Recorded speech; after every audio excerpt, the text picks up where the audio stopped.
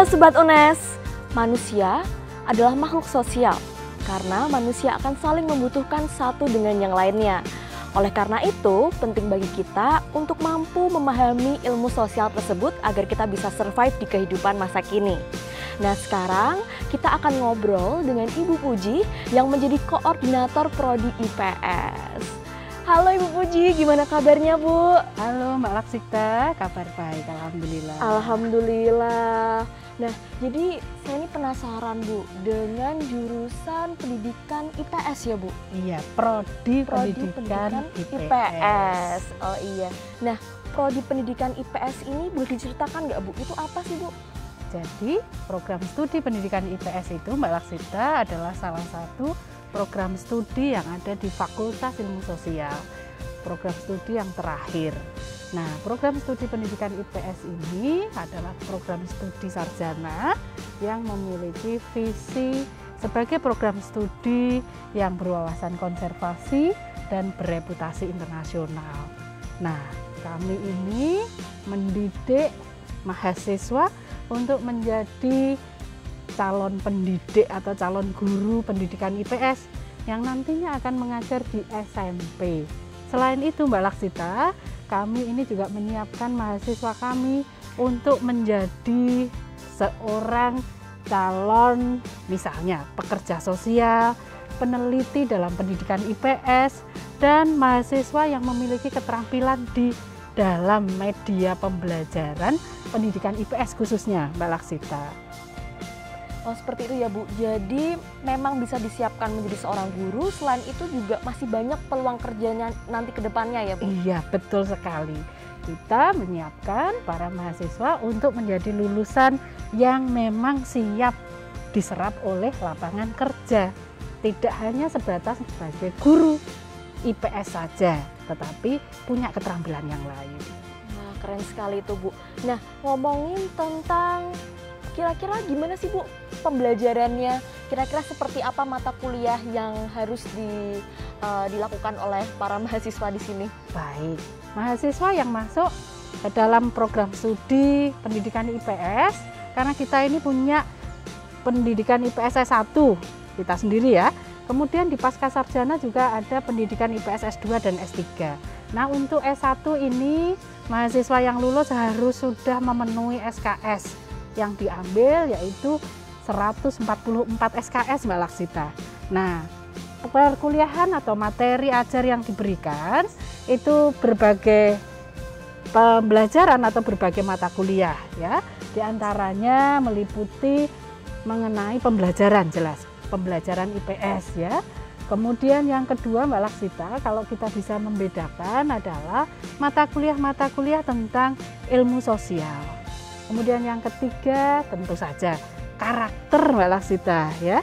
Karena kalau kita melihat materi-materi mata kuliah kita ini membutuhkan nilai-nilai karakter sehingga mahasiswa disiapkan untuk mengenal dan tahu bagaimana karakter yang baik. Selain itu keterampilan dan pendidikan yang diberikan untuk mahasiswa siap seperti tadi Mbak Laksita katakan di masyarakat. Kita ada mata kuliah yang bisa diikuti oleh atau yang harus diikuti oleh mahasiswa. Misalnya saja mata kuliah studi fenomena sosial, mata kuliah kajian fenomena sosial.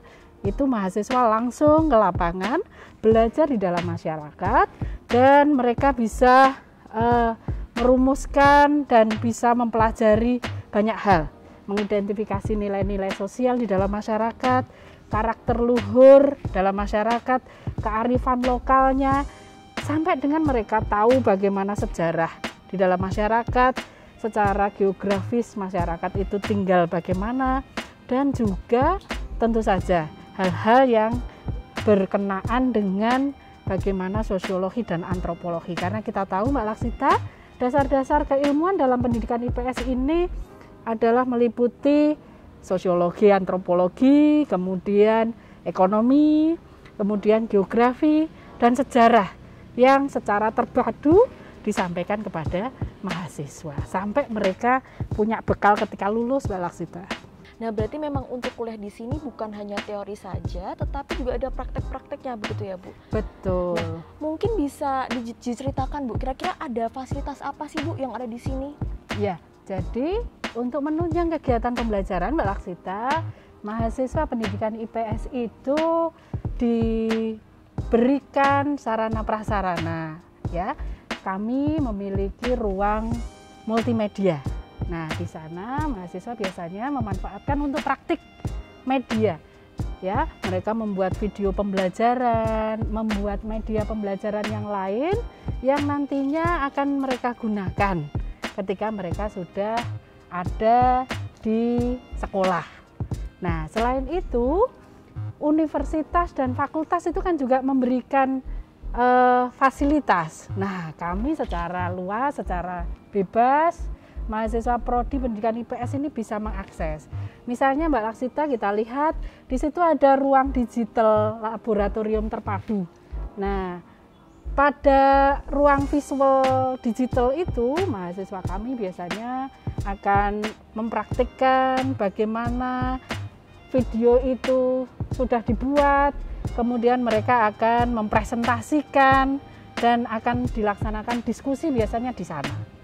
Berarti memang sungguh lengkap ya, Bu, fasilitas yang ada di sini. Selain ada laboratorium, ada perpustakaannya juga, dan mudah untuk diakses bagi semuanya. Betul, Mbak Laksita. Nah, selanjutnya ngobrolin tentang karakter, Bu. Kira-kira karakter yang seperti apa sih yang diharapkan oleh kepada seluruh lulusan dari jurusan ini? Baik, ada banyak mata kuliah ya, Mbak. Misalnya saja mata kuliah pendidikan karakter dan budaya bangsa. Kemudian ada juga mata kuliah nasionalisme dan jati diri bangsa.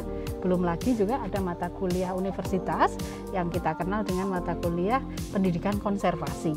Serta banyak sekali, Mbak, mata kuliah yang menjadi muatan atau yang di dalamnya terdapat muatan karakter.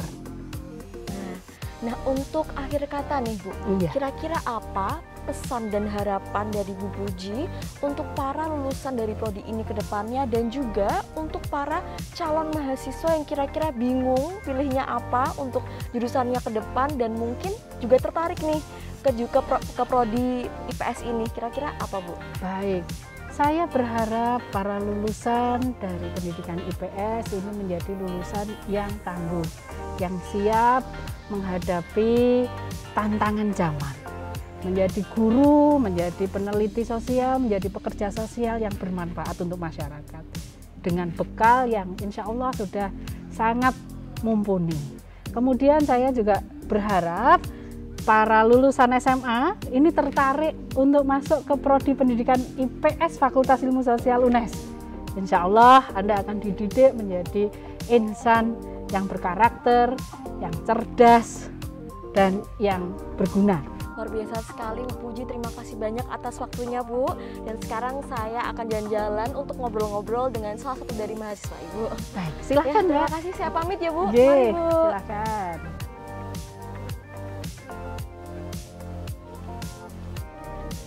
Halo, Kak. Kalau boleh tahu, kakaknya kuliah di prodi pendidikan IPS bukan? Betul.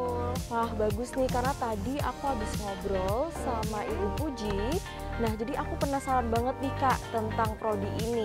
Kalau boleh tahu, kakak namanya siapa ya? Cesa. Aku Laksita Samkera ya, Kak. Ya, kalau boleh tahu, kenapa Kak Cesa pilih untuk kuliah di prodi pendidikan IPS ini? Oke, jadi tuh dulunya dari SD aku memang tertarik buat jadi guru. Nah, mulai di SMP sampai SMA aku mengenal nih yang namanya mata pelajaran IPS.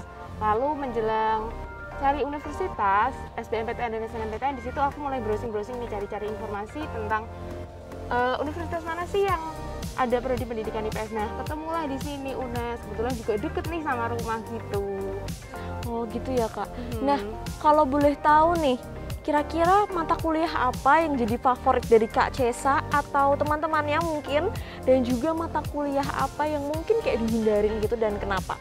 Iya, karena mata kuliah kan dari SMA itu aku udah sering nih ketemu sama mata kuliah yang pelajaran IPS. Nah, misalnya ada mata kuliah dasar-dasar ilmu sejarah, dasar-dasar ilmu ekonomi, terus ada nasionalisme dan jati diri bangsa. Nah, di mata-mata kuliah itu kita tuh bisa banyak belajar nih tentang sejarah, terus tentang kondisi lingkungan yang ada di sekitar gitu. Terus kalau mata kuliah yang agak gak disukai atau mungkin agak dihindari ya, mata kuliah evaluasi pembelajaran. Kalau buat aku sendiri, kenapa? Karena di situ banyak hitung-hitungannya. Kan aku lumayan lemah nih kalau buat hitungan gitu, Kak Laksita.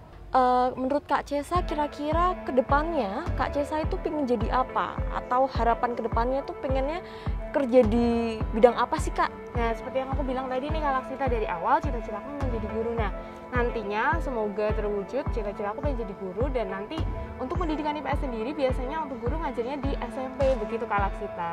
Dan terakhir nih Kak, kira-kira apa harapan Kak Cesa ke depannya untuk para mungkin mahasiswa-mahasiswa yang bingung nih, kira-kira aku pilih jurusan apa ya, dan mungkin kepada para calon mahasiswa yang memang tertarik untuk kuliah di jurusan, di prodi IPS ini.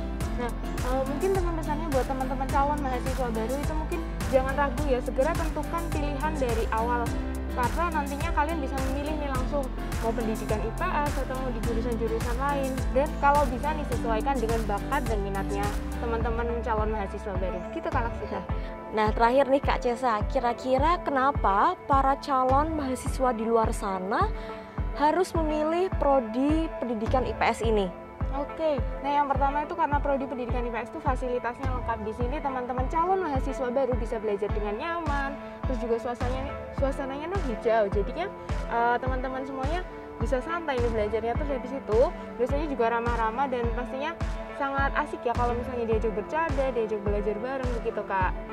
Keren banget, terima kasih banyak ya Kak Cesa. Mungkin Kak Cesa bisa lanjutin lagi kegiatannya. Aku mau pamit dulu ya. Sama-sama. Ya, sampai ketemu lagi ya Kak. Ya, dadah. Nah, jadi kira-kira kayak gitu nih teman-teman gambarannya dari prodi pendidikan IPS. Jadi buat adik-adik yang memang berminat untuk menjadi guru atau masuk ke kedinasan, kan bisa banget nih pilih jurusan ini karena selain fasilitasnya bagus, para dosen-dosennya juga ramah. Tapi semua itu kembali lagi kepada pilihan adik-adik. Sampai ketemu lagi di Baja. Belajar apa? Jadi apa?